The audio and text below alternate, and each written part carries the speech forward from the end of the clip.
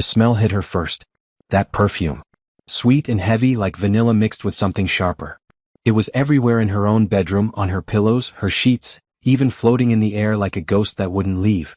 Sarah stood in the doorway, her grocery bag still in her hands, watching her husband scramble to pull his pants on while a woman with long red hair sat up in their bed, not even trying to cover herself. "Sarah, I can explain," Tom said, his face white as paper. But Sarah wasn't looking at him anymore. She was staring at the woman in her bed, and her whole world was falling apart in a way she never saw coming. The woman turned around and Sarah felt like someone had punched her in the stomach. It was her sister. Her own baby sister, Jessica.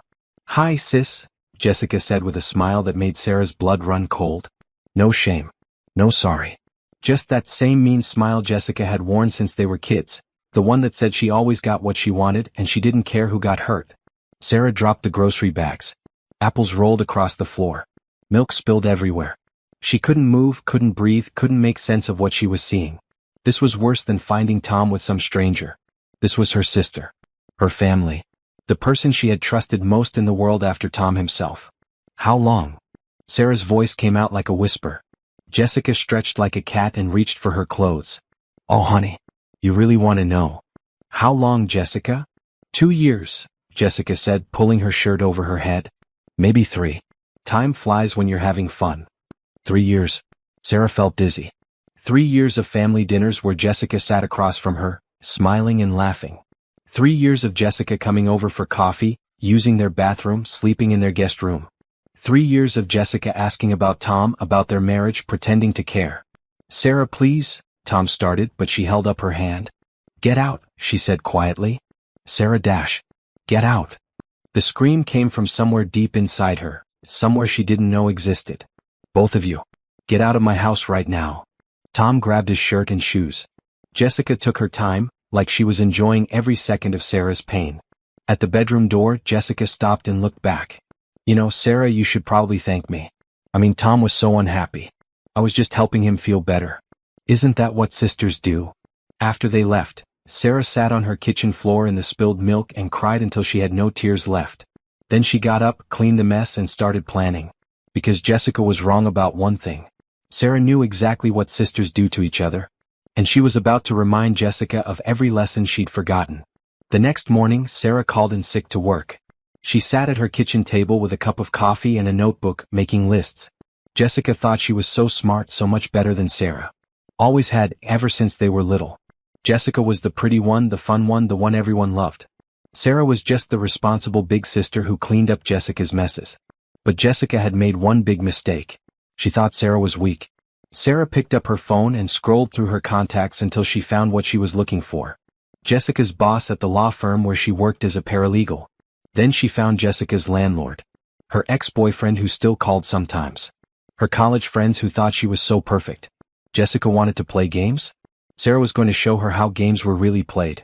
She started with the law firm. A simple phone call. "Hi, this is Sarah Chin from Downtown Medical. I'm calling about Jessica Murphy. She's been coming in for treatment, and we've been trying to reach her about some test results, but she's not returning our calls. Her employment verification lists you as her supervisor." The woman on the phone sounded concerned. "Treatment? What kind of treatment? Jessica hasn't mentioned any medical issues." "I'm sorry, I can't give out specific information. Privacy laws, you know. But it is important that she comes in. Could you please have her call us right away?" Sarah hung up and smiled for the first time in 24 hours. Jessica hated when people thought she was sick or weak. She spent so much money on gym memberships and vitamins and organic food, all so she could tell everyone how healthy she was. Her boss asking questions about mystery medical treatments would drive her crazy. But that was just the beginning. Next, Sarah called Jessica's landlord. She'd heard Jessica complaining about him before, how he was always looking for reasons to cause trouble for his tenants. "Hi, Mr. Rodriguez. This is Sarah Murphy, Jessica's sister. I'm so sorry to bother you, but I wanted to give you a heads up. Jessica asked me to call because she's been having some financial troubles lately, and she's worried about making rent on time. She didn't want you to be surprised if the payment was late." Financial troubles? But she just signed a new lease for the bigger apartment upstairs. Sarah felt a little spark of interest. "Oh, did she? When was that?" "Last month. Said she got a big promotion at work, could afford the extra $200 a month. If she's having money problems already?" I'm sure it's just temporary, Sarah said sweetly. But you know Jessica. She's always been bad with money. I just thought you should know. After she hung up, Sarah sat back in her chair and thought about what she'd learned. A new apartment last month. Right around the time Tom had been working late more often, around the time he'd stopped touching her, stopped talking to her about anything that mattered. Her phone rang. It was her mom. Sarah, honey, are you all right? Jessica called me crying, said you two had some kind of fight. Sarah closed her eyes. Of course Jessica had called their mother. She always did when she wanted sympathy, wanted someone to take her side.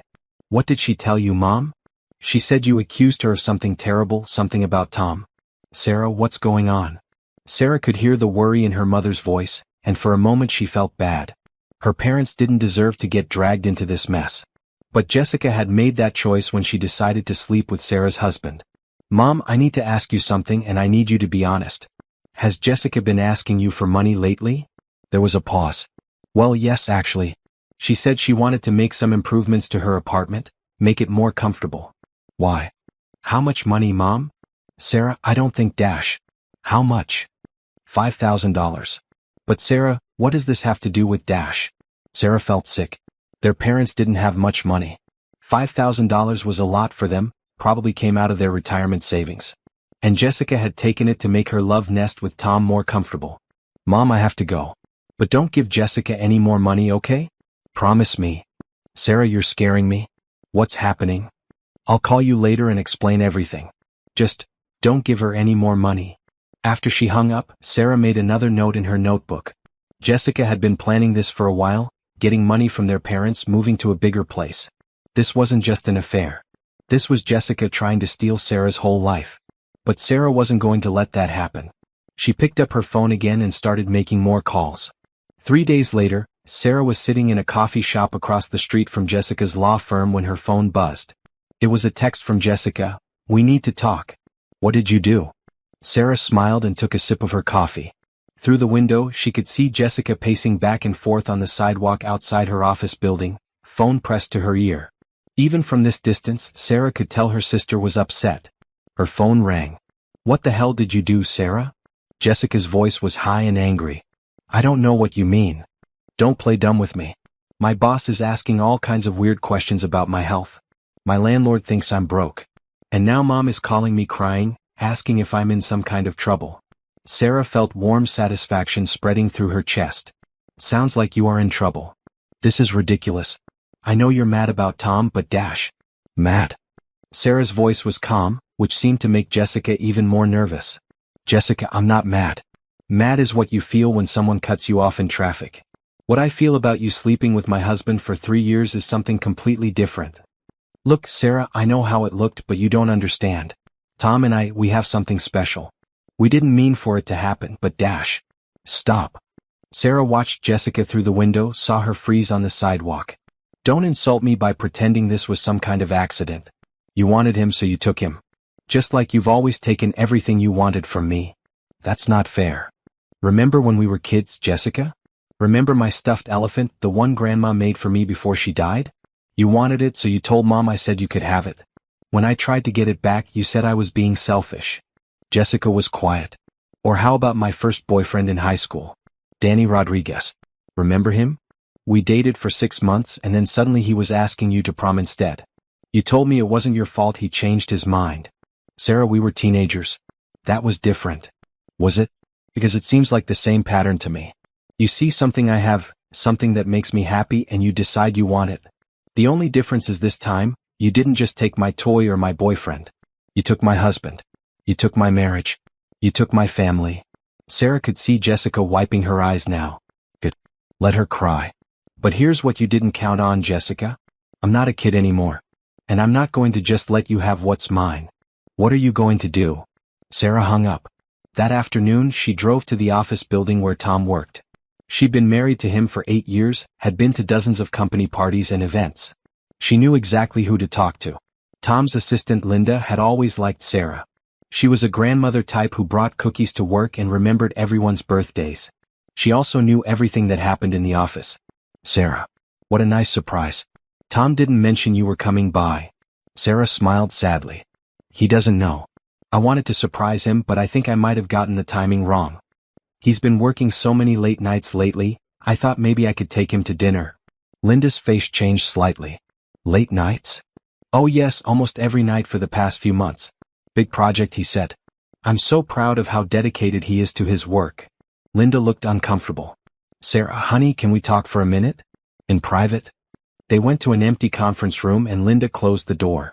Sarah, I don't know how to say this, but Tom hasn't been working late. He leaves at 5:30 every day, same as always. Sarah felt her heart sink, even though she'd expected this. Hearing it confirmed still hurt.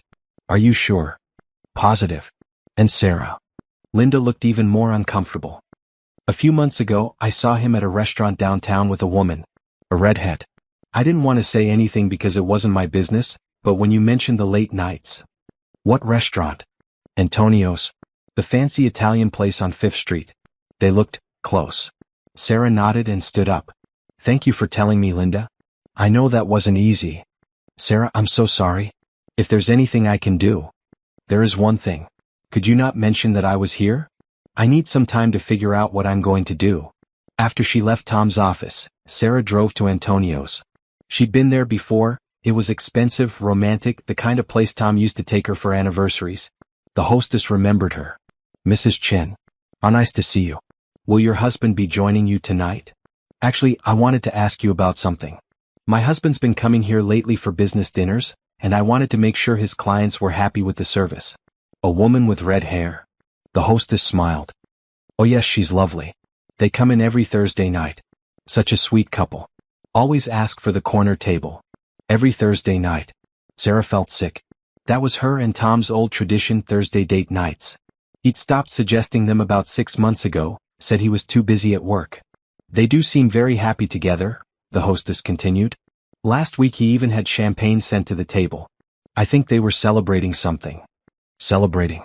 While Sarah was at home alone, wondering why her husband seemed like a stranger, Tom and Jessica were celebrating their affair at the restaurant where he used to take her. Sarah drove home in a daze. She sat in her driveway for a long time, looking at the house she'd shared with Tom for 5 years. They'd painted the front door blue together the summer after they got married. They'd planted the rose bushes by the porch steps on their 3rd anniversary. Now all of it felt like a lie. Her phone buzzed. A text message from Tom, working late again tonight. Don't wait up. Sarah stared at the message for a long time. Then she typed back, okay. Love you. But she didn't mean it anymore. That night she didn't sleep. Instead, she sat at her computer and started researching. Jessica worked at Morrison, Blake and Associates. Sarah looked up everything she could find about the law firm, their clients, their reputation, their standards for employees. Morrison, Blake and Associates prided themselves on integrity and family values. Their website was full of pictures of their lawyers at charity events, their support for family organizations, their commitment to ethical practice. They would not be happy to know that one of their employees was having a long-term affair with a married man. But Sarah needed proof. Something more than just her word against Jessica's. She thought about the Thursday night dinners, the regular schedule. If Jessica and Tom were creatures of habit, they might be sloppy in other ways too. Sarah picked up her phone and called the one person who might be able to help her get the evidence she needed. Rachel? It's Sarah. I know it's late, but I need a favor. A big one. Rachel had been Sarah's best friend since college. She was also a private investigator who specialized in cheating spouses. Sarah? What's wrong? You sound terrible. Tom's having an affair. With my sister. There was a long silence. Jesus, Sarah. I'm so sorry. How long have you known? 3 days. I caught them in my bedroom. Do you want me to find out how long it's been going on? Get evidence for the divorce. Sarah thought about it. Yes, but not for a divorce. I'm not taking him back, but I'm not sure I want to drag this through court either. I need evidence for something else. What? I want to destroy her life the same way she destroyed mine. Another pause. Sarah, I love you, but I have to ask, are you sure about this? Revenge can get messy fast. I'm sure. She thinks she won, Rachel. She thinks she beat me. I want to show her what losing really looks like. Okay. But we do this smart and legal. No crazy stuff. Just pictures and documentation. Times, places, how long it's been going on. Can you do it? I can do it. Give me a week. After Sarah hung up, she felt something she hadn't felt in days. Hope. Not hope that she could save her marriage, but hope that she could make sure Jessica paid for what she'd done. Jessica had always gotten away with everything. When they were kids, when they were teenagers, even as adults. She was charming and pretty and knew how to make people feel sorry for her. But this time was going to be different. This time, Sarah was going to make sure Jessica faced consequences. A week later, Rachel called with news. "Sarah, you need to see this. Can you meet me at my office?" Sarah's hands were shaking as she drove across town.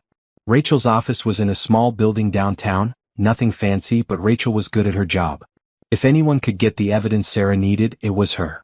Rachel was waiting with a thick folder and a serious expression. "Sit down, Sarah. Some of this is going to be hard to see." She opened the folder and spread out photographs across her desk. Sarah's stomach dropped. There was Tom and Jessica at Antonio's restaurant, holding hands across the table. Tom and Jessica going into a hotel together. Tom and Jessica kissing in the parking lot outside Jessica's apartment building. "The affair started 2.5 years ago," Rachel said gently. "I talked to some people at her old apartment complex. The neighbors remembered Tom visiting, sometimes staying overnight. They moved it to her new place about 6 months ago. 2.5 years. Sarah felt numb. "There's more," Rachel continued. "Your sister has been telling people at work that she's in a serious relationship with someone who's going to leave his wife soon. Her coworkers think she's dating some rich guy who's getting divorced. What else? She's been using a credit card that Tom's been paying for. Expensive restaurants, clothes, jewelry. He spent about $15,000 on her in the past year alone. $15,000. Money that came out of their joint savings account, money Sarah thought was going toward their future. And Sarah? There's something else. Something that's going to hurt." Rachel pulled out another photograph. It showed Tom and Jessica at what looked like a jewelry store, Jessica trying on rings. "This was taken 3 days ago. The day after you caught them." Sarah stared at the photo. While she was sitting at home heartbroken, Tom was out buying Jessica jewelry. Maybe even an engagement ring. "I'm sorry, Sarah. I know this is a lot." Sarah looked up at her friend. "Don't be sorry. This is exactly what I needed. What are you going to do with it?" Sarah carefully gathered up all the photographs and documents. "I'm going to make sure everyone knows exactly who Jessica Murphy really is." That afternoon, Sarah made copies of everything. Then she started making phone calls. Her first call was to Morrison, Blake and Associates. She asked to speak to the managing partner, Mr. Morrison himself. "Mr. Morrison, my name is Sarah Chin, and I need to speak with you about one of your employees, Jessica Murphy. It's regarding a serious ethical matter that could affect your firm's reputation." "What kind of ethical matter?" "Celebrating." While Sarah was at home alone, wondering why her husband seemed like a stranger, Tom and Jessica were celebrating their affair at the restaurant where he used to take her. Sarah drove home in a daze. She sat in her driveway for a long time, looking at the house she'd shared with Tom for 5 years. They'd painted the front door blue together the summer after they got married. They'd planted the rose bushes by the porch steps on their 3rd anniversary. Now all of it felt like a lie. Her phone buzzed.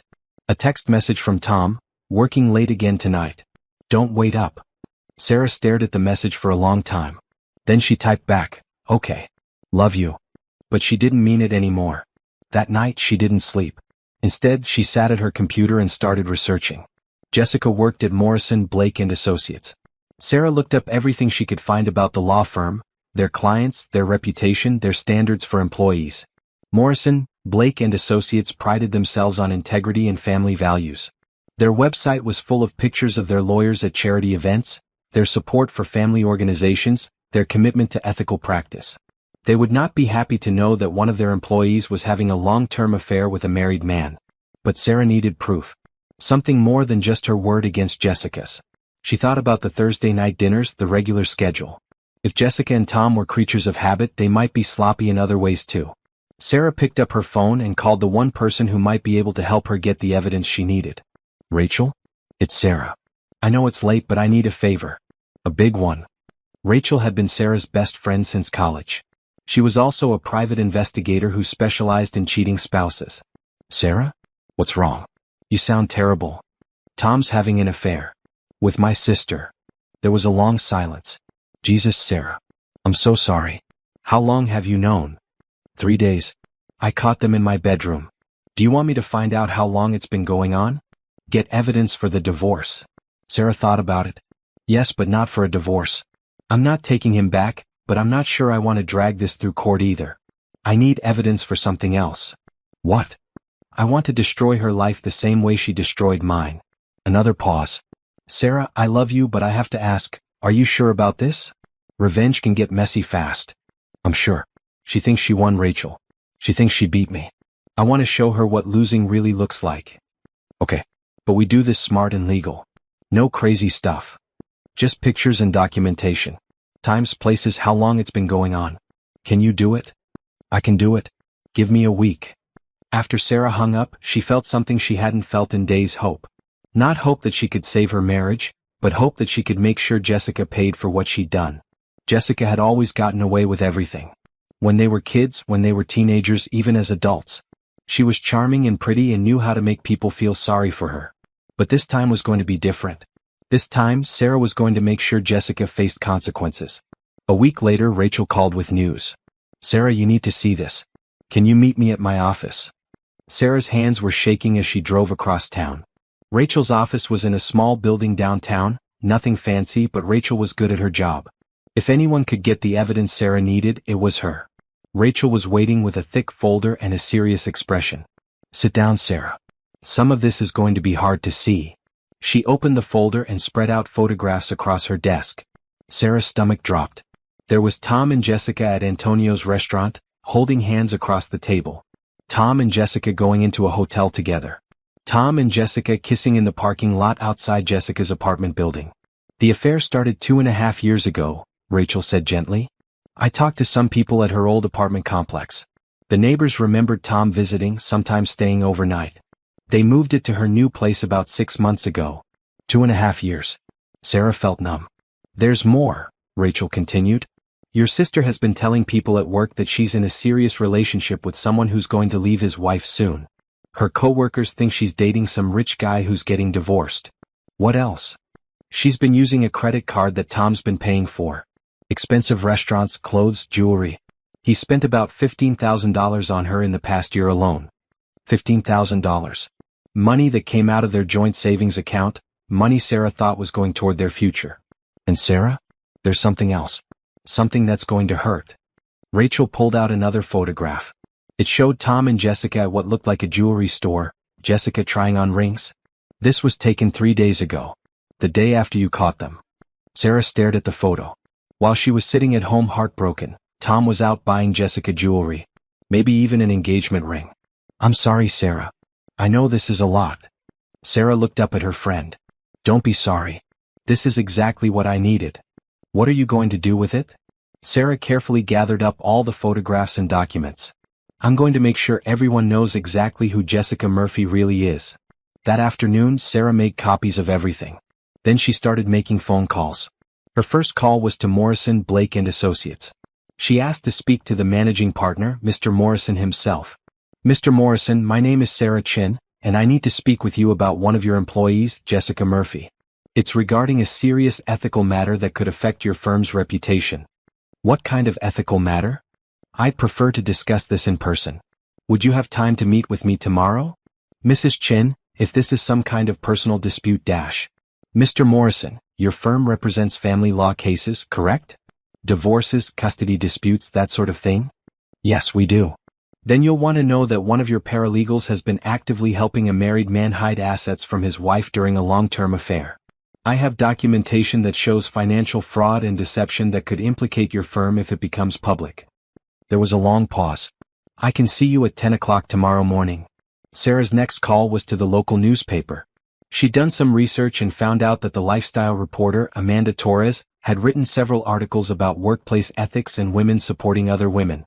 Sarah thought she might be interested in Jessica's story. Miss Torres, I have a story that I think might interest you. It's about a woman who works in the family law field, someone who helps people with divorces and custody cases, but who's been having a long-term affair with a married man. The hypocrisy angle might be compelling for your readers. Do you have proof? Photographs, financial records, documentation going back over 2 years. I'm interested. Can we meet? Sarah's third call was to Tom's boss. She didn't want to hurt Tom's career. Despite everything, she didn't hate him the way she hated Jessica. But she needed him to understand that there would be consequences. Mr. Park, this is Sarah Chen, Tom's wife. I need to inform you about a situation that might affect Tom's work. He's been having an affair with a paralegal at Morrison, Blake and Associates. and they've been using company time and resources to maintain their relationship. I thought you should know before it becomes public. By the time Sarah finished making calls, she felt exhausted but determined. Jessica had spent 2.5 years thinking she was so clever, so much smarter than Sarah. Tomorrow she was going to find out how wrong she'd been. That evening, Tom came home at his usual time, not late, Sarah noticed. He'd given up pretending to work late now that his secret was out. "Sarah, we need to talk," he said. "Do we?" "I know you're angry and you have every right to be. But we can work through this. Marriage counseling, whatever you want." Sarah looked at her husband, really looked at him. He was still handsome, still the man she'd fallen in love with in college. But there was something different in his eyes now, something selfish and weak that she'd never noticed before. "Tom, can I ask you something?" "Of course." "Were you ever going to tell me? Or were you just going to keep lying until you figured out how to leave me for her?" Tom's face went red. "It's not like that, Sarah. Jessica and we never planned for this to happen. It just did." "For 2.5 years?" He looked surprised that she knew how long it had been going on. "You've been planning to leave me, haven't you? The jewelry shopping, the new apartment, taking money out of our savings account to pay for her credit card. How did you dash? It doesn't matter how I know. What matters is that you made your choice. You chose her. So now you get to live with the consequences." "What does that mean?" Sarah stood up. "It means I'm done, Tom. I'm not going to fight for you, I'm not going to beg you to choose me, and I'm not going to pretend this didn't happen. You and Jessica deserve each other. Sarah, please dash. The only thing I want from you is an honest answer to one question. Why her? Why my sister?" Tom was quiet for a long time. Then he said, "She made me feel exciting. Like I was someone special. And I didn't? You made me feel safe, comfortable. But Jessica made me feel alive." Sarah nodded. "It hurt, but at least it was honest." "Okay. Then go be alive with her. But Tom? You might want to warn her that tomorrow is going to be a very interesting day." "What do you mean?" Sarah smiled. "She'll find out soon enough." After Tom left, he said he was going to stay at Jessica's place. Sarah sat in her quiet house and felt something she hadn't expected. Relief. The marriage was over, but she wasn't sad about it anymore. She was free. And tomorrow Jessica was going to learn that actions have consequences. Sarah woke up early the next morning and got dressed carefully. She put on her best navy blue suit, the one that made her look professional and serious. Today was going to be important and she wanted to look the part. Her first stop was Morrison, Blake and Associates. Mr. Morrison's office was on the top floor, all dark wood and leather chairs. He was a gray-haired man in his 60s who looked like he'd never had fun a day in his life. "Mrs. Chin, please have a seat. You said this was about Jessica Murphy?" Sarah opened her folder and placed the photographs on his desk. "Mr. Morrison, I'm going to be direct. Jessica Murphy has been having an affair with my husband for 2.5 years. During that time, she's been using company resources to maintain the relationship, and she's been lying to her co-workers about her personal life." Mr. Morrison picked up the photographs and studied them. His face got darker with each picture. "These show her with a married man?" "My husband, yes. And here are financial records showing that he's been paying for her expenses, including meals at expensive restaurants during what should have been work hours." Sarah pulled out more documents. "I also have statements from her co-workers indicating that she's been telling people she's dating someone who's about to get divorced, implying that she's in a legitimate relationship rather than an affair. Why are you bringing this to me, Mrs. Chin? This seems like a personal matter. Because your firm handles family law. You represent people going through divorces, people who've been betrayed by cheating spouses. How do you think your clients would feel if they knew one of your employees was actively helping a married man deceive his wife?" Mr. Morrison set down the photographs. "What exactly are you asking me to do?" "I'm not asking you to do anything. I'm informing you about a situation that could damage your firm's reputation if it becomes public. What you do with that information is up to you. Are you threatening to make this public?" Sarah smiled. "Mr. Morrison, I don't need to threaten anything. The truth has a way of coming out on its own." After she left the law firm, Sarah drove to the newspaper office. Amanda Torres was younger than Sarah had expected, probably in her early 30s, with short dark hair and intelligent eyes. "Mrs. Chin, thank you for meeting with me. You said you had a story about workplace ethics." Sarah laid out the same evidence she'd shown Mr. Morrison.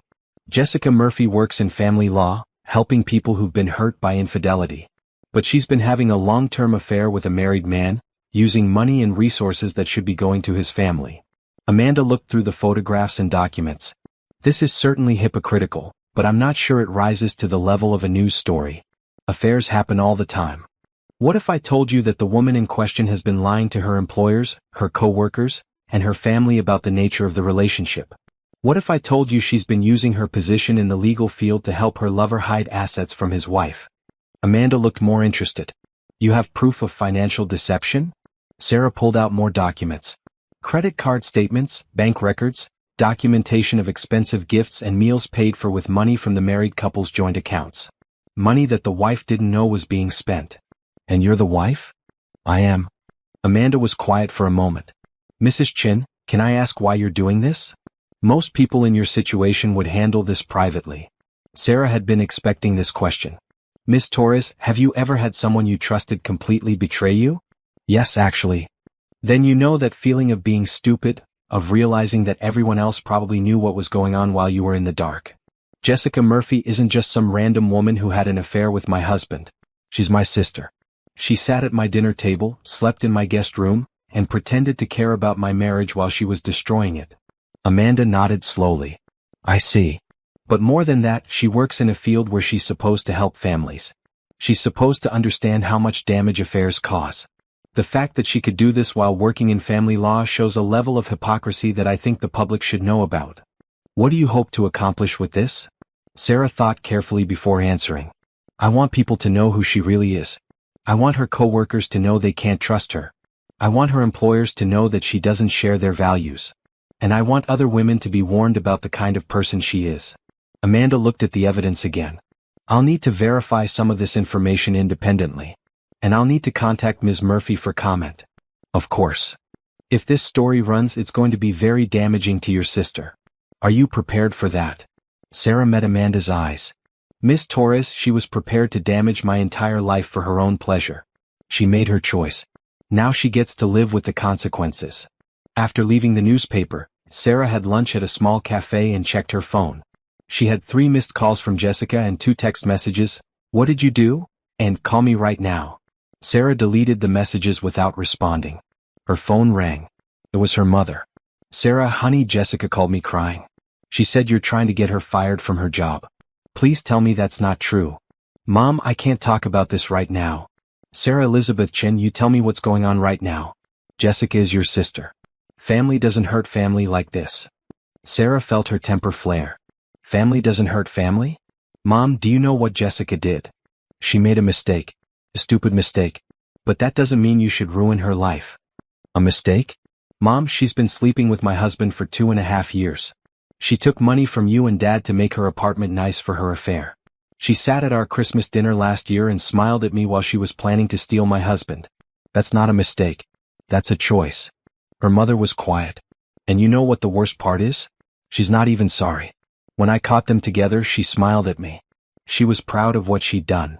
Sarah, I understand you're hurt. No, Mom, you don't understand. You've spent your whole life cleaning up Jessica's messes, making excuses for her, telling everyone she's just young or confused or going through a hard time. But she's 32 years old. She's not a child anymore. And this time, I'm not going to pretend it didn't happen. Sarah hung up and turned off her phone. She knew her parents would take Jessica's side. They always did. Jessica was the baby, the one who needed protecting. Sarah was the responsible one who was supposed to understand and forgive. But not this time. That afternoon, Sarah went to the bank and opened her own account. She transferred half of the money from her and Tom's joint savings, money that was legally hers. Tom had spent $15,000 on Jessica without asking her. She figured that made them even. Then she went to see a lawyer. Not someone from Morrison, Blake and Associates, obviously, but a woman named Patricia Wong who specialized in divorce cases. Mrs. Chen, based on what you've told me, you have grounds for divorce on the basis of adultery. With the evidence you have, we could probably get you a favorable settlement. I don't want his money, Sarah said. I just want to be free of him as quickly and cleanly as possible. Are you sure? You've been married 8 years. You're entitled to half of everything. Sarah thought about it. What I want is the house. He can have everything else, his retirement account, his car, whatever. I just want to keep the house. That's very generous of you. It's not generous. It's practical. I don't want to spend the next 2 years fighting over money. I want to move on with my life. I'll draw up the papers. By the time Sarah got home, it was getting dark. She parked in her driveway and sat for a moment looking at her house. Tomorrow Jessica would probably be fired. The newspaper story might run in the next few days. Tom would have to deal with the consequences at his job. And Sarah would be free to start over. She was almost at her front door when she heard footsteps behind her. Sarah. She turned around. Jessica was standing by the street and she looked terrible. Her red hair was messy, her makeup was smeared, and her clothes looked like she'd slept in them. "We need to talk," Jessica said. "No, we don't. Please, Sarah. I know you're angry, but this has gone too far. I might lose my job." Sarah looked at her sister, really looked at her. For the first time in their lives, Jessica looked scared. "Good," Sarah said and went inside. Sarah woke up the next morning to the sound of someone pounding on her front door. She looked at the clock. It was 7 a.m. The pounding continued, angry and desperate. She got up and looked out the window. Jessica's car was in the driveway, and Jessica was standing on the porch in the same clothes she'd been wearing the night before. Sarah opened the door but kept the chain lock on. "What do you want, Jessica?" "They fired me." Jessica's voice was raw, like she'd been crying all night. "They fired me yesterday afternoon. My boss called me into his office and said they were letting me go immediately. They wouldn't even let me clean out my desk. Security walked me out like I was a criminal." Sarah felt a little surge of satisfaction, but she kept her face neutral. "I'm sorry to hear that." "You're sorry? Sarah, you did this. You went to my boss and ruined my life." "I told him the truth. What he did with that information was his choice." "The truth?" Jessica laughed, but it sounded more like a sob. "The truth is that you're jealous. You've always been jealous of me, and now you're getting revenge because Tom chose me over you." Sarah studied her sister's face.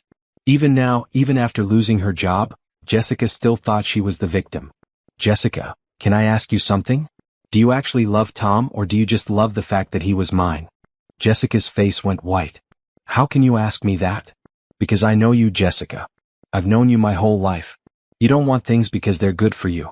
You want them because someone else has them." "That's not true. Isn't it? Remember when we were 12 and I got that bike for my birthday? You didn't want a bike until you saw mine. Then suddenly you had to have one exactly like it. We were kids. When I got into State University, you decided you wanted to go there too, even though you'd never mentioned it before. When I got engaged to Tom, you suddenly became very interested in my relationship." Jessica wrapped her arms around herself. "You don't understand. Tom and I have a real connection." "Do you? Tell me something about him that I don't know. Something personal, something that matters to him." Jessica opened her mouth, then closed it. "You can't, can you? Because you don't actually know him. You know the version of him that sneaks around with you, the exciting version that feels forbidden. But you don't know the real Tom. The one who gets grumpy when he's hungry, who worries about his parents getting older, who still sleeps with a fan on because he gets hot at night." "Stop it. You don't love him, Jessica. You love winning. You love taking something that belonged to me." Jessica started crying again. "You're wrong. We're going to be together. We're going to get married." Sarah felt something cold settle in her stomach. "He told you that?" "Yes. He said after the divorce we'd get married. He even bought me a ring." Sarah thought about the photograph Rachel had shown her, Tom and Jessica at the jewelry store. "Did he give you the ring?" Jessica hesitated. "Not yet. He said he wants to wait until everything is settled with you." "Jessica, when did he tell you he wanted to marry you?" "Last week. Right after you found out about us." Sarah felt almost sorry for her sister. "Almost. And you believed him?" "Of course I believed him. Why would he lie?" "Because that's what married men tell their mistresses when they get caught. They promise to leave their wives, they promise marriage, they promise a future together. And then they don't. You're just trying to hurt me because you're bitter." Sarah pulled out her phone and showed Jessica a text message from Tom. "Sarah, I've been thinking about what you said. Maybe we should try counseling. I don't want to lose you." Jessica stared at the phone. "When did he send this?" "Yesterday. While you were getting fired." Jessica's face crumpled. "He said he was done with you. He said he wanted to be with me." "Jessica, he's been lying to both of us. The difference is I'm not surprised. You should be." Jessica sat down on the porch steps and put her head in her hands.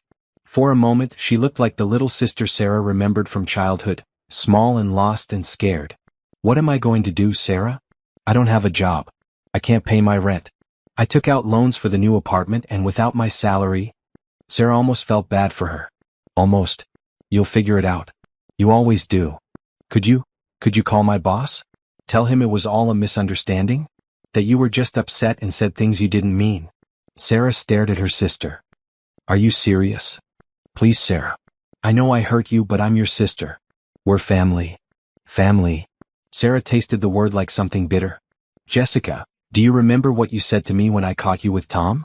You said I should thank you. You said you were helping my unhappy husband feel better. Jessica looked up.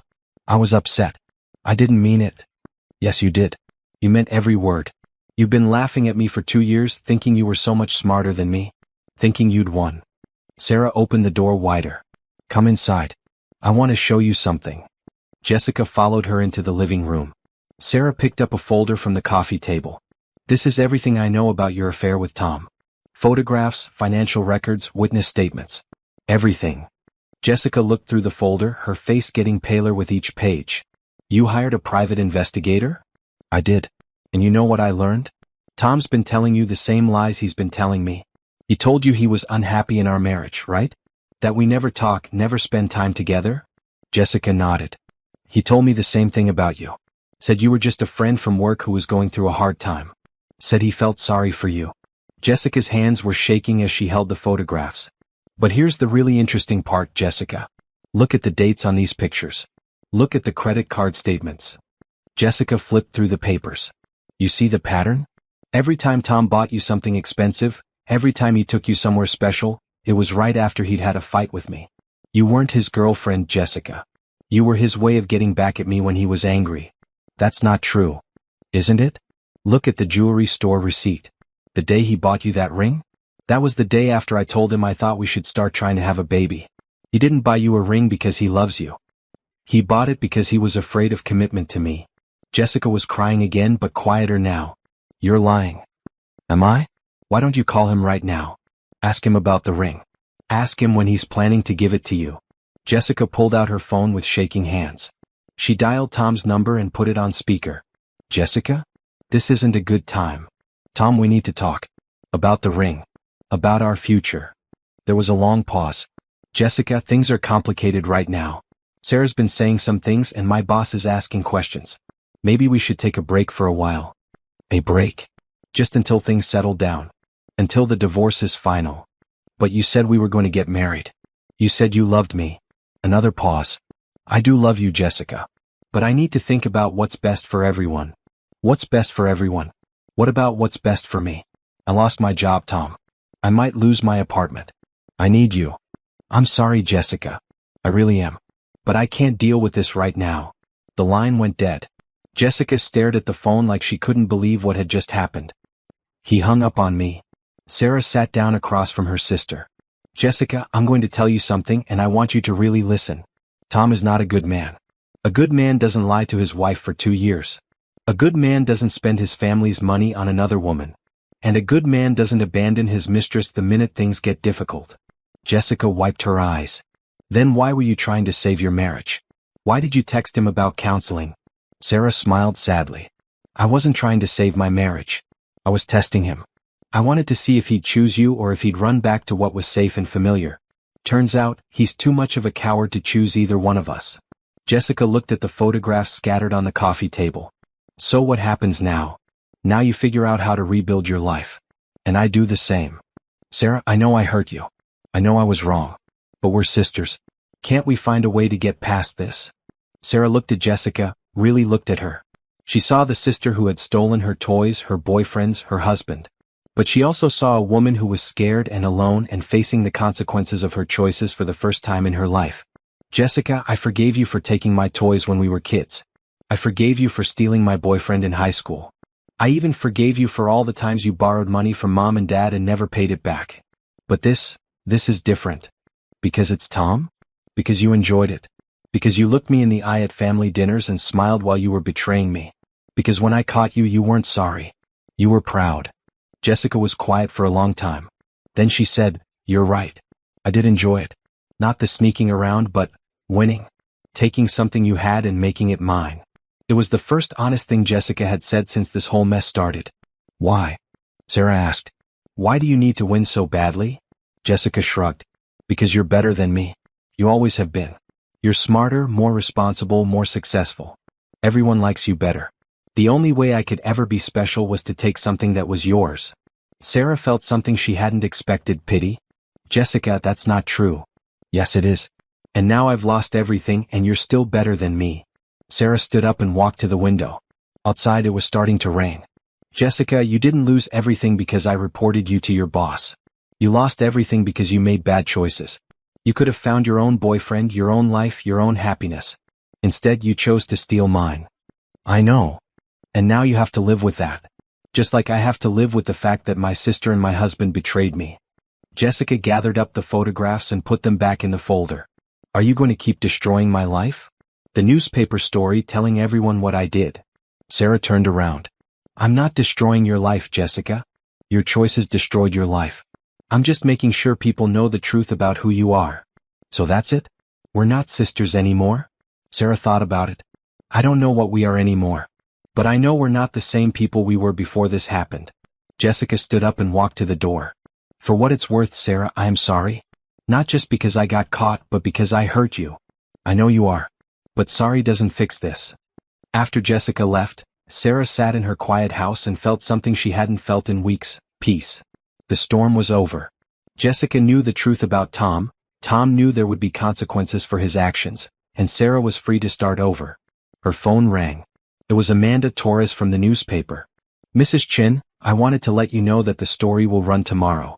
I spoke with several sources at Morrison, Blake and Associates, and they confirmed that Ms. Murphy was terminated for ethical violations. I also spoke with Ms. Murphy herself. What did she say? She declined to comment. But Mrs. Chin, are you prepared for the fallout? This story is going to get attention.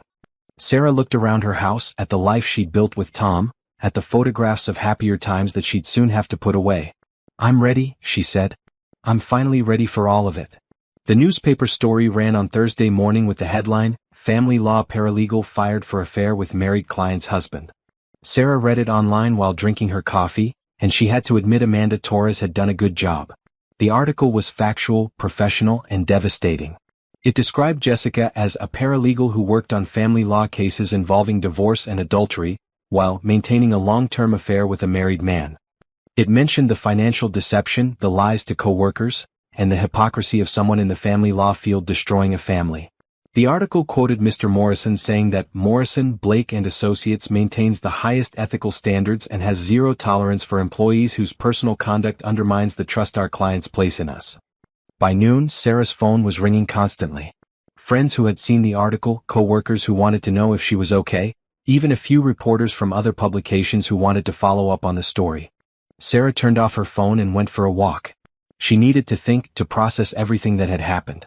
The last few weeks had been like a hurricane, and now she was standing in the aftermath trying to figure out what was left. When she got back to her house, Tom's car was in the driveway. He was sitting on the porch steps, looking like he hadn't slept in days. His clothes were wrinkled, his hair was messy, and he had dark circles under his eyes. Sarah, we need to talk. I think we've said everything we need to say. Please? Just give me 5 minutes. Sarah unlocked her door but didn't invite him in. Tom followed her anyway. I saw the newspaper article, he said. I figured you would. My boss called me into his office this morning. He wanted to know if the story was true, if I was the married man in the article. Sarah turned around. What did you tell him? The truth. That I screwed up. That I made the biggest mistake of my life. And? He's not firing me, but I'm being transferred to a different department. Less responsibility, less pay. And he made it clear that any future incidents would result in termination. Sarah nodded. I'm sorry that happened. Are you? Because it feels like you wanted everyone to suffer for what I did. Sarah felt her temper flare. Tom, you had an affair with my sister for 2.5 years. You spent our money on her, you lied to me constantly, and you were planning to leave me for her. What exactly did you think was going to happen when I found out? I thought we could work it out. I thought you'd want to save our marriage. Did you want to save our marriage when you were sleeping with Jessica? Tom sat down heavily on her couch. No. I wanted out. I was miserable, Sarah. I felt trapped. It hurt to hear, but Sarah appreciated the honesty. Then why are you here now? Jessica told me you're having second thoughts. Because I realized what I was giving up. You, this house, our life together. Jessica, she's not who I thought she was. Sarah almost laughed. What do you mean? When she lost her job, she completely fell apart. She called me crying, begging me to fix things for her. She wanted me to go to her boss and lie to say the whole thing was made up. When I said I couldn't do that, she got angry. Really angry. Angry how? She said if I didn't help her, she'd tell everyone that I forced her into the affair. That I manipulated her, that she was the victim. Sarah sat down across from Tom. And you believed her? I don't know. Maybe. She was so different from the woman I thought I knew. Desperate and mean and showing you who she really is? Tom nodded. I think so. And it made me realize that I never really knew her at all. I was in love with the idea of her, with the excitement of something new and forbidden. But the real Jessica? She's not someone I want to spend my life with. Sarah felt a weird mix of vindication and sadness. So you want to come back to me? Because Jessica turned out to be disappointing? No, that's not. I mean, yes, but not just because of that. Because I realized that what we had was real. It wasn't exciting or forbidden, but it was honest and solid and safe. Tom looked up. Yeah, safe. But I don't think that's a bad thing anymore. Sarah studied her husband's face. He looked sincere, remorseful, maybe even heartbroken. A few weeks ago, she would have been relieved to hear him say these things. Now she just felt tired. Tom, do you remember what you told me when I asked why you chose Jessica? I said she made me feel alive. And I made you feel safe. Do you know what you made me feel? Tom shook his head. Stupid. For 2.5 years, I made excuses for why you were distant, why you didn't want to spend time with me, why you seemed like a stranger. I blamed myself. I thought I wasn't interesting enough, wasn't pretty enough, wasn't enough. Sarah, that's not dash. Let me finish. You made me feel like I was failing at the most important thing in my life. Like I was boring and predictable and not worth fighting for. And the whole time, you were with my sister, probably laughing about how clueless I was. Tom's face went red. We never laughed about you. Didn't you? Never made jokes about the boring wife at home while you were out having fun? Tom was quiet. That's what I thought. Sarah stood up and walked to the window. Tom, I'm glad you realized that Jessica isn't who you thought she was. But I've realized something too. You're not who I thought you were either. What do you mean? I thought you were honest. I thought you were loyal. I thought you were someone who would keep his promises. But you're not. You're someone who lies for years, who spends his family's money on another woman, who abandons his mistress the minute things get difficult. I made mistakes, but I'm not a bad person. Sarah turned around. Tom, you're not evil. But you're not the man I married. That man wouldn't have done what you did. That man would have talked to me if he was unhappy. That man would have asked for a divorce if he wanted out. That man wouldn't have betrayed me with my own sister. Tom stood up. So that's it? 8 years of marriage and you're just throwing it away? I'm not throwing it away. You threw it away when you started sleeping with Jessica. I'm just accepting that it's gone. Sarah, please. I know I hurt you, but we can get past this. We can go to counseling, we can rebuild trust. Tom, stop.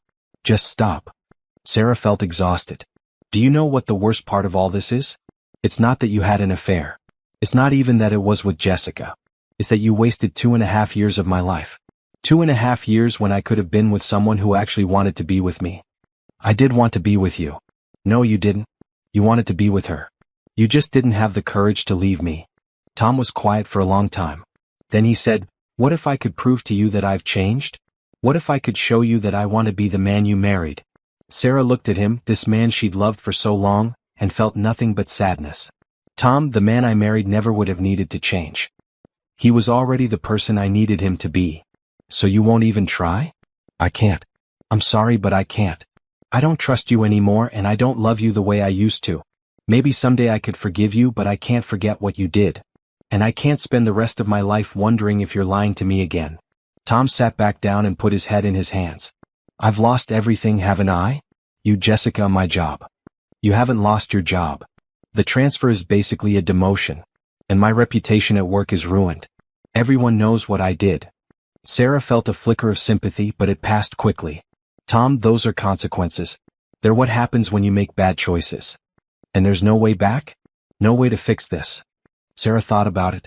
Maybe there's a way for you to fix yourself.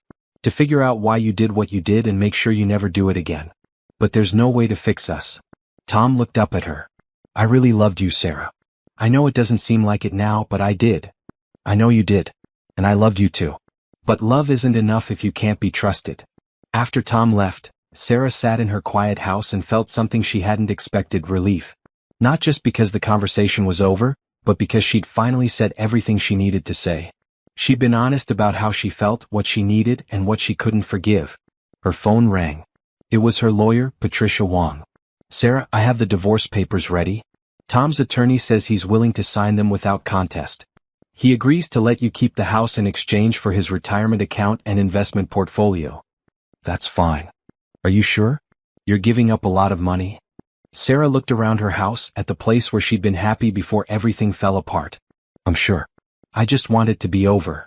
I'll have the papers ready tomorrow. You could be divorced within a few weeks." After Sarah hung up, she realized she felt lighter than she had in months. The marriage was ending, but that wasn't a failure. It was a beginning. She picked up her phone and called Rachel. "How are you holding up?" Rachel asked. "Better than I expected. Tom came by today wanting to reconcile. And I told him no. It felt good to say it. I'm proud of you, Sarah. A lot of women in your situation would have taken him back. A few weeks ago I might have. But not now. I've learned too much about who he really is. What about Jessica? Have you heard from her?" Sarah thought about her sister, probably sitting in her expensive apartment, facing eviction, realizing that her plan to steal Sarah's life had backfired completely. "She came by yesterday. She's finally starting to understand what she's lost. Do you think you'll ever forgive her?" Sarah considered the question. "Maybe someday. But not anytime soon. And even if I forgive her, I'll never trust her again." "That's fair. Family or not, what she did was unforgivable." After they hung up, Sarah made herself dinner and ate it at her kitchen table while reading a book. It was quiet and peaceful, and for the first time in weeks she didn't feel lonely. She was finally free to be herself again, to figure out what she wanted her life to look like without Tom, without the constant worry and doubt and pain. Tomorrow she would sign the divorce papers. Next week she would start looking for a new job, maybe in a different city. Next month she would begin the process of rebuilding her life from scratch. But tonight she was content to sit in her house in the silence and feel grateful that the worst was finally over. 3 weeks later, Sarah was packing boxes in her bedroom when her doorbell rang. She wasn't expecting anyone and she hesitated before answering. The last few weeks had been peaceful, and she wasn't eager to let any drama back into her life. Through the peephole she saw a woman she didn't recognize. Middle-aged, well-dressed, with graying hair pulled back in a neat bun. Sarah opened the door cautiously. "Are you Sarah Chin?" "Yes. My name is Margaret Morrison. I'm the wife of James Morrison from Morrison, Blake and Associates." Sarah's stomach dropped. This was the last thing she'd expected. "Mrs. Morrison, May I come in? I have something I'd like to discuss with you." Sarah stepped aside and let her in. Margaret Morrison looked around the living room, taking in the packed boxes and general chaos of someone preparing to move. "You're leaving?" "Yes, I got a job offer in Seattle. I'm moving next month." Margaret nodded. "That's probably wise. Sometimes a fresh start is exactly what we need." They sat down in the living room and Margaret folded her hands in her lap. "Mrs. Chin, I wanted to thank you." Sarah blinked. "Thank me?" "For coming to my husband with the information about Jessica Murphy. What you did took courage and it prevented a much bigger problem for our firm." "I don't understand." Margaret leaned forward. "Mrs. Chin, Jessica Murphy wasn't just having an affair with your husband. She was stealing from our clients." Sarah felt like she'd been slapped. "What?" "We discovered it during the investigation that followed your meeting with my husband. Jessica had access to client trust accounts through her work on various cases. Over the past 18 months, she'd been skimming small amounts from multiple accounts. Nothing huge, a few $100s here, 1,000 there. Amounts that clients might not notice right away." Sarah's mind was reeling. "How much?" "Nearly $30,000 total. She was very clever about it, spreading it across different accounts, different time periods. If you hadn't brought her behavior to our attention, we might not have discovered it for months." "What happened to the money?" Margaret pulled out a folder. "Based on the financial records we found, she spent most of it on her affair with your husband. Expensive restaurants, hotels, jewelry, clothes. She was using stolen money to fund her relationship." Sarah felt sick. "The clients who were robbed, do they know?" "We've made full restitution to everyone affected.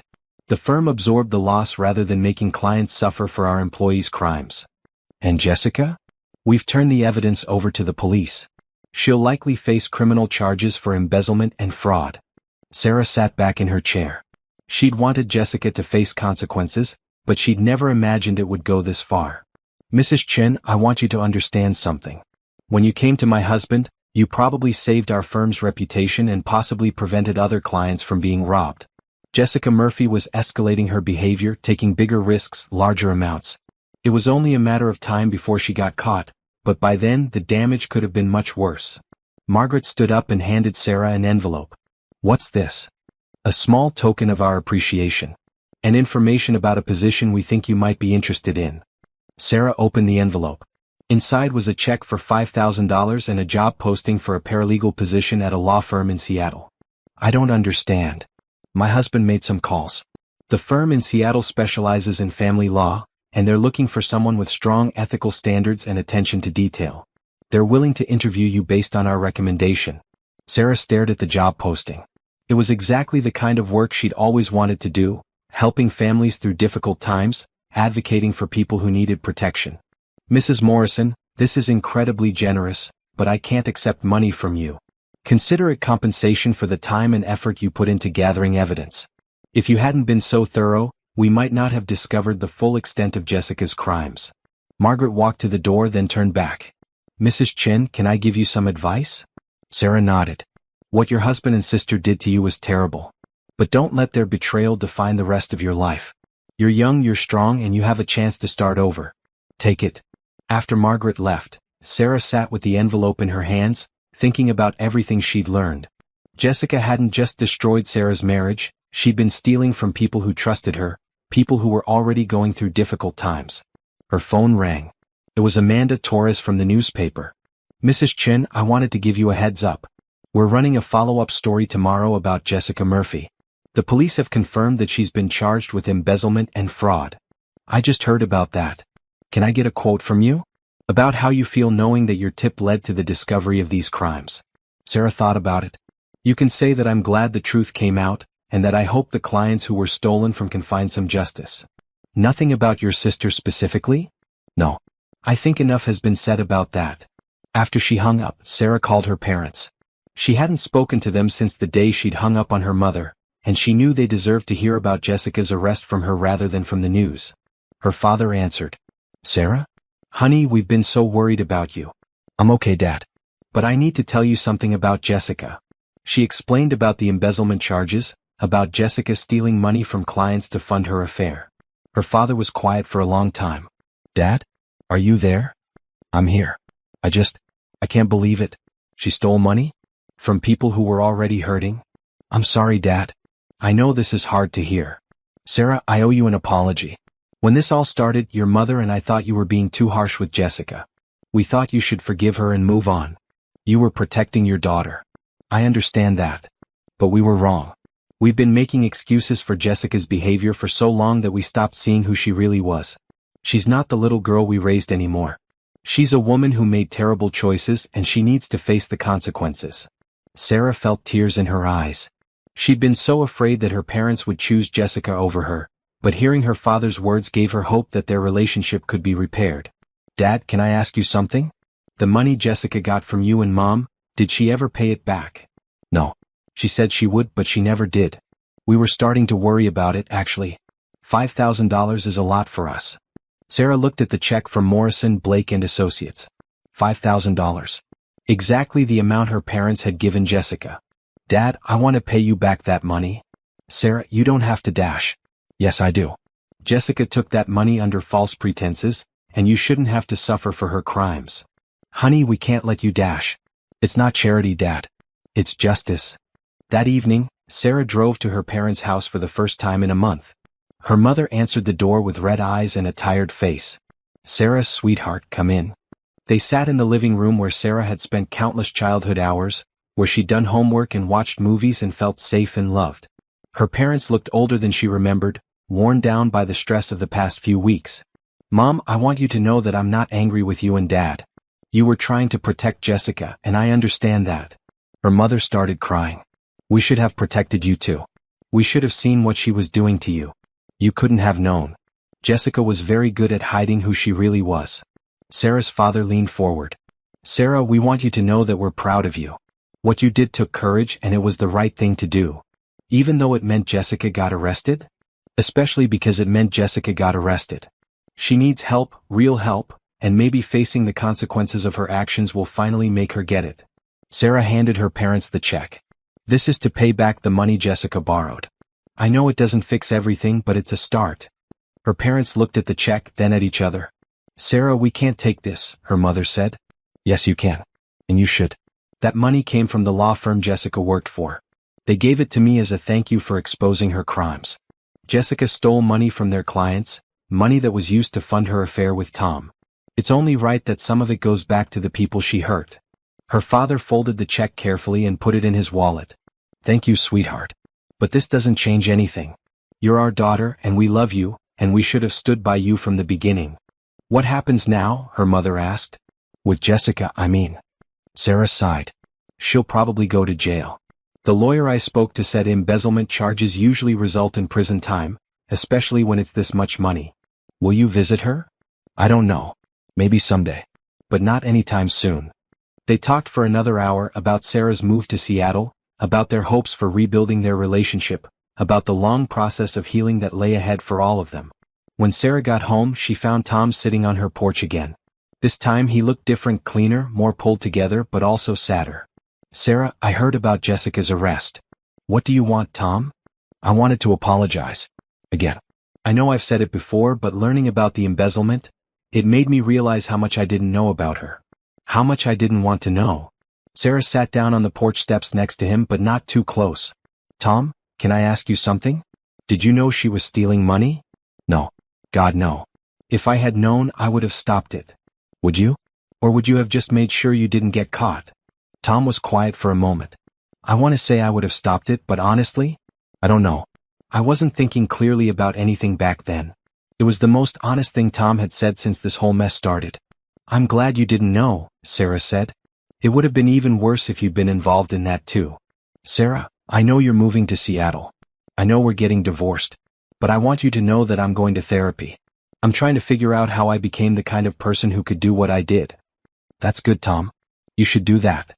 And I want you to know that I hope you're happy in Seattle. I hope you find someone who deserves you. Sarah looked at her ex-husband, this man she'd loved for so long, and felt something she hadn't expected: forgiveness. Not for what he'd done, but for who he was. Flawed and weak and human. Tom, I hope you figure yourself out. I hope you become the person you want to be. Do you think we could ever be friends? Maybe not now, but someday? Sarah considered it. Maybe. After we've both had time to heal and become different people. But that's a long way off.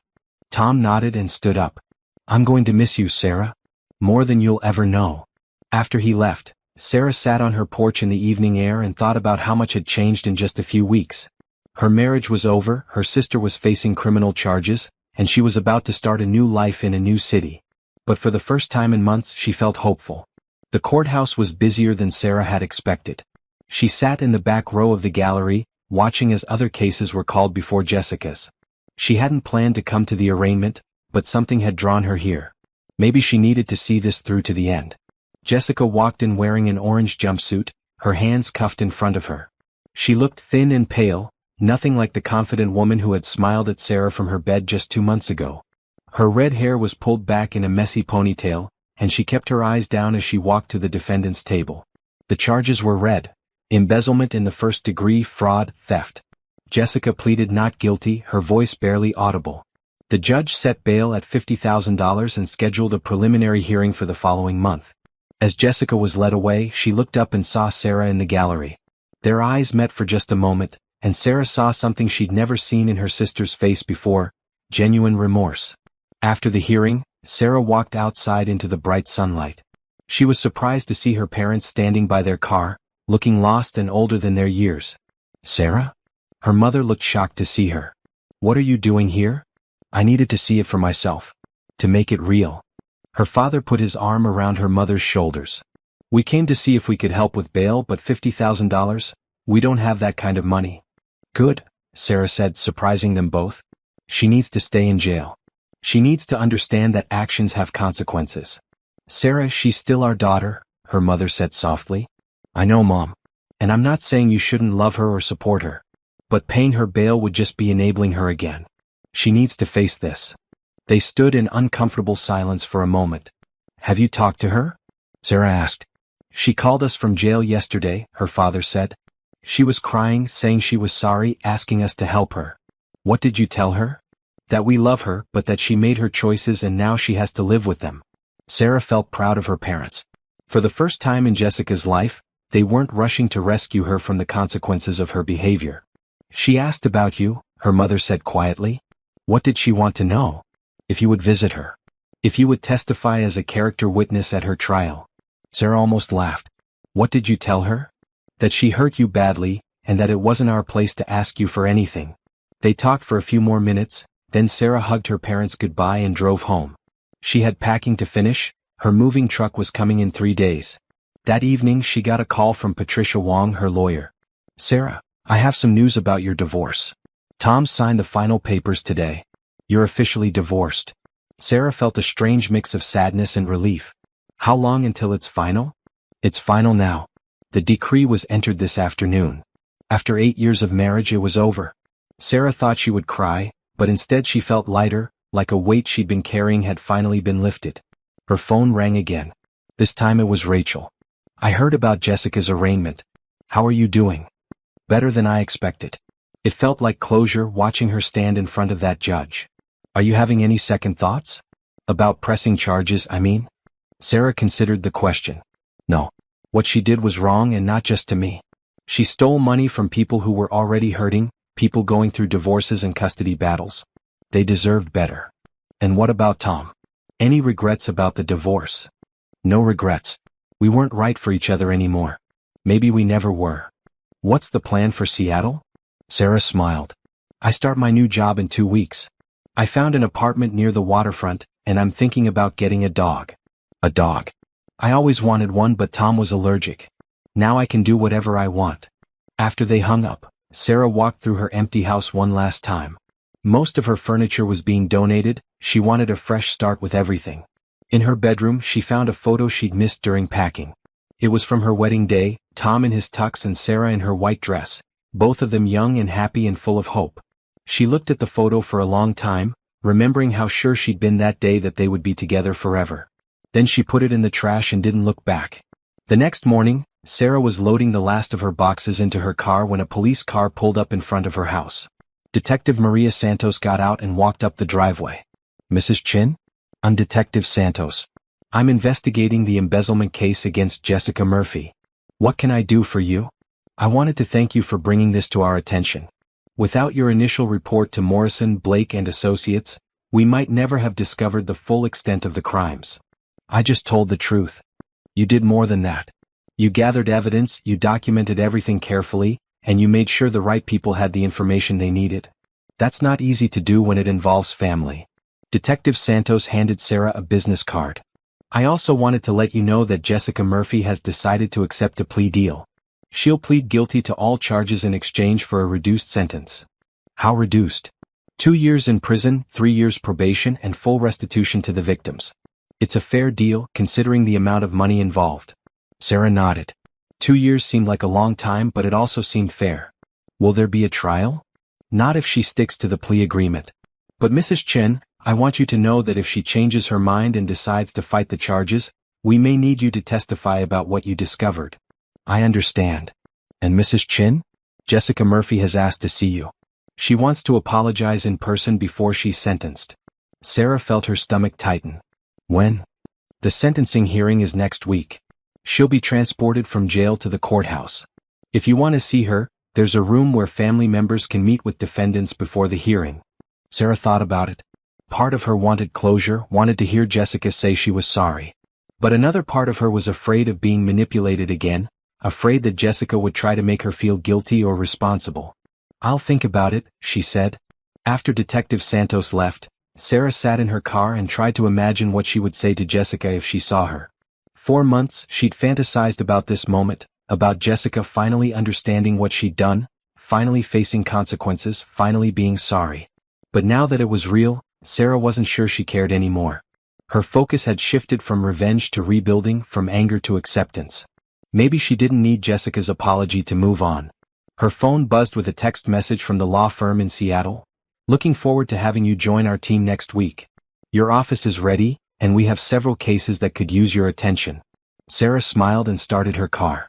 She had a new life waiting for her, a fresh start in a new city where no one knew about her cheating husband or criminal sister. Where she could be just Sarah, not the victim of someone else's choices. She drove to the airport, returned her rental car, and boarded the plane to Seattle. As the plane lifted off, she looked down at the city where she'd lived for the past 8 years, where she'd been married and betrayed and ultimately set free. She didn't look back. 6 months later, Sarah was working late in her new office when her phone rang. She almost didn't answer. It was past 7 p.m. and she'd been putting in long hours on a difficult custody case, but something made her pick up. Sarah? It's Mom. Hi, Mom. How are you? We're okay. Sarah, I'm calling because, well, Jessica was sentenced today. Sarah set down her pen and leaned back in her chair. She'd known the sentencing was scheduled for this week, but she'd been trying not to think about it. What happened? 2 years in prison like the detective said. She'll probably serve 18 months with good behavior. How did she take it? She cried. She asked the judge if she could make a statement, and she apologized to everyone she hurt. She mentioned you specifically. Sarah felt a complicated mix of emotions. What did she say about me? That she was sorry for betraying your trust, for destroying your marriage, for being the worst sister anyone could have. She said she knew you probably hated her, but that she wanted you to know she never meant for things to go so far. Did you believe her? Her mother was quiet for a moment. I think she's finally starting to understand what she did. Prison has been difficult for her. She's had a lot of time to think. Mom, can I ask you something? Do you think I was too harsh? Turning her in, not visiting her, not supporting her during the trial? Oh, sweetheart, no. You did exactly what you needed to do. Jessica made her choices and you made yours. You can't save someone who doesn't want to be saved. After they hung up, Sarah sat in her office looking out at the Seattle skyline. The city was beautiful at night, lights twinkling across the water, mountains visible in the distance. She'd built a good life here, meaningful work, a small apartment she loved, even a golden retriever named Charlie who was probably wondering where she was. Her phone buzzed with a text from her new colleague, David Kim. Dinner tonight? I know this great Thai place. Sarah smiled. David was a family law attorney who specialized in domestic violence cases. He was kind, funny, and completely different from Tom, passionate about his work, honest to a fault, and genuinely interested in making the world better. They'd been dating casually for the past month, nothing serious yet, but Sarah could feel herself starting to care about him. She texted back, "Can't tonight, working late?" Rain check. Of course. Charlie's probably missing you anyway. Sarah laughed. David had met Charlie on their second date, and the two had bonded immediately. It was a good sign. Sarah had decided that any man in her life would have to pass the Charlie test. She packed up her work and drove home to her apartment. Charlie greeted her at the door with his usual enthusiasm, tail wagging so hard his whole body wiggled. Hey buddy. Sorry I'm late.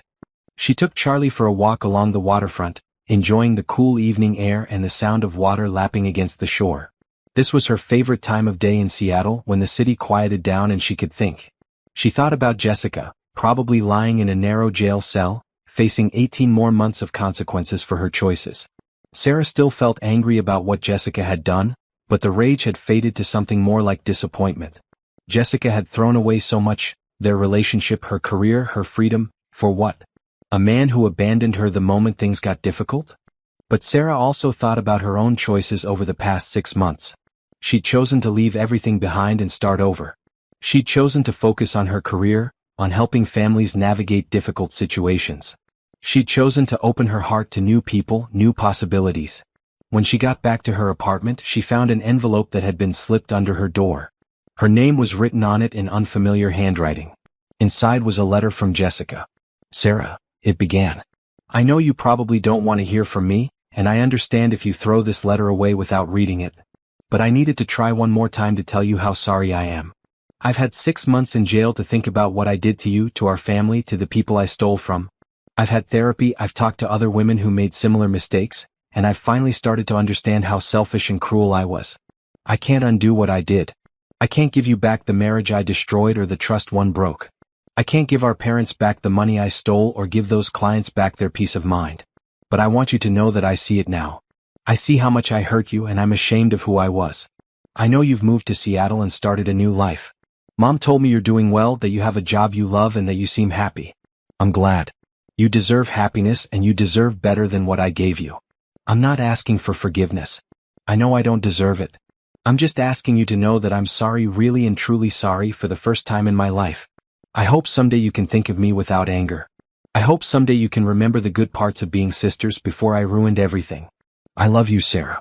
I always have, even when I was too selfish and messed up to show it properly. Jessica. Sarah read the letter twice, then set it down on her kitchen table. Charlie came over and put his head in her lap, sensing her emotional state. What do you think, Charlie? Do you believe her? Charlie looked at her with his big brown eyes, offering the kind of unconditional love that only dogs could provide. Sarah thought about the letter, about the sister she'd grown up with, about the woman who had betrayed her so completely. Maybe Jessica was finally being honest. Maybe she really did understand what she'd done. Or maybe this was just another manipulation, another attempt to make Sarah feel sorry for her. But Sarah realized it didn't matter. Whether Jessica was genuinely sorry or just saying what she thought Sarah wanted to hear, it didn't change anything. Sarah had already forgiven Jessica, not for Jessica's sake but for her own. She'd let go of the anger because carrying it was hurting her more than it was hurting Jessica. She folded the letter and put it in a drawer. Maybe someday she would write back. Maybe someday they could have some kind of relationship again. But not now. Now Sarah was focused on moving forward, not looking back. Her phone rang. It was David. Hey, I know you said you were working late, but I'm walking by your building and I see your lights are on. Want some company? I could bring Thai food. Sarah looked around her apartment, her space, her sanctuary, her new beginning. Then she looked at Charlie, who had perked up at the mention of food. That sounds perfect, she said. We'll be here. As she hung up, Sarah realized something had shifted. 4 months she'd been surviving, getting through each day, rebuilding her life piece by piece. But somewhere along the way, without her noticing, she'd started thriving. She had work that mattered, helping families heal from their own betrayals and disappointments. She had a dog who loved her unconditionally. She had new friends, a new city, new possibilities stretching out in front of her. And maybe, just maybe, she had the beginning of something real with someone who saw her as she was now, not as the broken woman she'd been 6 months ago. When David arrived with Thai food and stories from his day, Sarah felt something she hadn't felt in a long time: contentment. Not the wild happiness of new love or the security of familiar routine, but something deeper and more lasting. She was finally home in her own life. 1 year later, Sarah was sitting in her office preparing for a difficult case when her assistant knocked on the door. Sarah? There's someone here to see you. She says she's your sister. Sarah's heart stopped. My sister? Jessica Murphy. She says she just got out of, well, she says she served her time and wanted to see you. Sarah looked out her office window at the Seattle skyline, gathering her thoughts. Jessica had been released early for good behavior. Sarah's mother had mentioned it in their last phone call, but Sarah hadn't expected Jessica to come here. Send her in, Sarah said. Jessica walked into the office looking like a different person. She was thinner, her red hair was shorter and darker, and she moved carefully, like someone who had learned to be cautious. She wore simple clothes, jeans and a plain sweater, and no makeup. Hi, Sarah. Jessica. This is unexpected. I know you probably don't want to see me. I know I have no right to be here. Sarah studied her sister's face. The arrogance was gone, replaced by something that looked like humility. Whether it was genuine or not remained to be seen. Sit down, Sarah said. Jessica sat on the edge of the chair like she was ready to run if Sarah told her to leave. How did you find me? Mom gave me your address. She said you might not want to see me but that I should try. And what exactly are you trying to do, Jessica? I wanted to apologize. In person. For everything. Sarah leaned back in her chair. You wrote me a letter. I got your apology. I know. But words on paper, they're not enough. I needed to look you in the eye and tell you how sorry I am. Okay. You've told me. What else? Jessica looked surprised by Sarah's directness. I wanted to see if there was any chance we could have a relationship again. Not the way we were before, but something. Why? Because you're my sister. Because I love you. Because I spent 15 months in prison thinking about how I threw away the most important relationship in my life for something that wasn't even real. Sarah considered this. Jessica, can I ask you something? What did you learn in prison? That I was selfish and entitled and used to getting my way no matter who got hurt. That I had no idea how to be happy with what I had instead of always wanting what someone else had. And do you think you've changed? Jessica was quiet for a long time. I hope so. I'm in therapy, I'm working at a women's shelter helping other people who've made bad choices. I'm trying to build a life based on helping people instead of taking from them. That's good. I'm glad you're doing that work. Sarah, I know I can't undo what I did. I know I hurt you in ways that can't be fixed. But I want you to know that destroying your marriage wasn't a victory for me. It was the worst thing I've ever done, and I'll regret it for the rest of my life. Sarah looked at this woman who had once been her closest confidant, her partner in childhood adventures, her sister. The person sitting across from her seemed like a stranger, but maybe that was a good thing. Maybe the old Jessica needed to disappear before a new one could take her place. Jessica, I forgave you a long time ago. Not because you deserved it, but because I needed to let go of the anger. Jessica's eyes filled with tears. You forgave me? I did. But forgiveness doesn't mean forgetting. It doesn't mean trusting you again. And it doesn't mean we can go back to being sisters like nothing happened. I understand. Do you? Because I need you to really understand this, Jessica. What you did changed me. It changed how I see relationships, how I trust people, how I think about family. Even though I've moved on and built a new life, those changes are permanent. Jessica wiped her eyes. I know. I'm not asking you to forget or pretend it didn't happen. I'm just asking if there's any possibility that someday, maybe years from now, we could have some kind of relationship again. Sarah thought about it. She thought about the sister who had stolen her toys and her boyfriends, who had smiled while betraying her, who had chosen cruelty over kindness time and time again. But she also thought about the scared woman in her office, who had lost everything and was trying to build something better from the ruins. Maybe, Sarah said finally. But it would have to be a completely different relationship than what we had before. And it would take time. A lot of time. I have time. Jessica, I need you to understand something else. I have a good life now. I have work I love, friends who care about me, a man I'm serious about. I'm not going to risk any of that for the possibility of rebuilding something with you. I wouldn't ask you to. And if you ever lie to me again, if you ever try to manipulate me or hurt the people I care about, we're done forever. No second chances, no explanations, no forgiveness. Do you understand? Yes. Sarah stood up. Okay. Here's what I'm willing to do. You can write to me sometimes. Letters, emails, whatever. Tell me about your life, your work, how you're doing. I might write back, I might not. And maybe, if you prove over time that you've really changed, we can have coffee once in a while. Jessica stood up too. Thank you, Sarah. That's more than I deserve. Yes, it is. Don't forget that. Jessica walked to the door, then turned back. Sarah? Can I ask you something? What? Are you happy? Really happy? Sarah thought about her life in Seattle. Her work helping families heal from trauma and betrayal. Her apartment overlooking the water. Charlie, who was probably napping in a patch of sunlight right now. David, who made her laugh and supported her dreams and never made her question his loyalty. Yes, she said. I am. Good. I'm glad. You deserve happiness. After Jessica left, Sarah sat in her office for a long time, processing the conversation. She felt drained but also strangely relieved. For over a year, she'd wondered what she would say to Jessica if she ever saw her again. Now she knew she'd said exactly what needed to be said. Her phone buzzed with a text from David. Dinner tonight? I have news to share. Sarah smiled and texted back. Can't wait to hear it. Pick me up at 7? At 7 sharp, David knocked on her apartment door.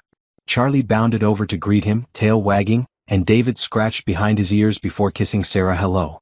So what's your news? Sarah asked as they walked to his car. I got offered a partnership at the firm. Full partner, equity stake, the whole thing. Sarah stopped walking and turned to face him. David, that's incredible. Congratulations. There's more. They want me to head up a new division focused on domestic violence cases. It would be a chance to really make a difference. That's exactly what you've wanted. It is. But Sarah, there's something else. Something I want to talk to you about.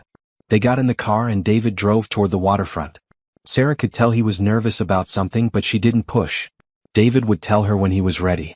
They ended up at their favorite restaurant, the one where they'd had their first official date a year ago. Over dinner, David seemed distracted, like he was working up the courage to say something important. Sarah, this past year with you has been the best of my life. Mine too. You came to Seattle broken and hurt, and I've watched you rebuild yourself into this incredible woman who helps other people heal from their own pain. David, where is this going? He reached into his jacket pocket and pulled out a small velvet box. Sarah's heart started racing. I'm not asking you to marry me. Not yet. But I'm asking if you'd consider it. If you'd consider building a future with me. Sarah stared at the box. Inside was a simple, beautiful ring, not flashy or expensive, just elegant and perfect. I know you've been hurt before. I know trust doesn't come easily after what you've been through. But Sarah, I love you. I love your strength, your compassion, your determination to turn your pain into purpose. I want to spend my life proving to you that love can be honest and loyal and real. Sarah felt tears in her eyes. A year ago, she couldn't have imagined trusting anyone enough to consider marriage again. But David wasn't Tom. He was steady where Tom had been unreliable, honest where Tom had been deceptive, present where Tom had been distant. David, I love you too. And yes, I want to consider it. I want to consider everything with you. He slipped the ring onto her finger and it fit perfectly.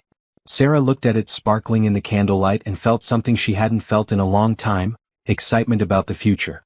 There's one condition, she said. Anything. Charlie has to approve. David laughed. I think Charlie and I have an understanding. They walked home along the waterfront, Sarah's hand in David's, the ring catching the light from the street lamps. Sarah thought about the journey that had brought her here, the betrayal, the anger, the slow process of healing and rebuilding. She thought about Jessica, probably in some halfway house or transitional housing, trying to build a new life from nothing. She thought about Tom, hopefully in therapy, hopefully learning to be a better man. She thought about her parents, who had learned to set boundaries and hold their children accountable. But mostly she thought about herself. About the woman she'd become through surviving the worst betrayal she could imagine.